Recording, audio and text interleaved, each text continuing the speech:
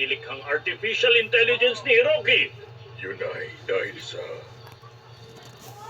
Hayaan niyong ako na lang ang sumagot. May dahilan kung bakit humiwalay si Hiroki sa papa niya at sumama sa mama niya sa Amerika. Dahil din sa barrier ng Japanese education system. Hoy, Hiroki! Ang sabi ko, magpahinga ka dahil mahina ang katawan mo. Pero hindi ko sinabi sa'yo maglaro ka ng computer. Sa educational system dito sa Japan, na ayon sa sariling katangian ng mga bata, wala na silang ibang tingin pa sa kanya, kundi isang weirdong computer geek lang. Hindi lang sa sistema ng edukasyon, dahil yung bansa mismo hindi sang-ayon sa pansarili nilang katangian. Naisip ni Hiroki na gumawa ng isang artificial intelligence dahil na rin sa mapapait niyang napagdaanan sa kanyang buhay.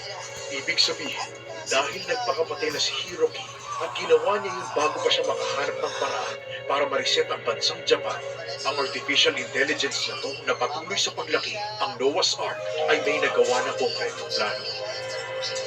Sa game presentation na to, kung saan magkakasama ang mga future leader ng bansa, maaaring magbago ang Japan kung wawasakin ang lipunan na sinusundan ng mga batang to na inilatag ng magulang nila. Paano niyo naman nalaman ang lahat ng tungkol dito, Mr. Yuto? Ang totoo niyan, naging dating detective ako ni Kashimura at naging kliyente ko naman siya nitong nakalipas na mga taon.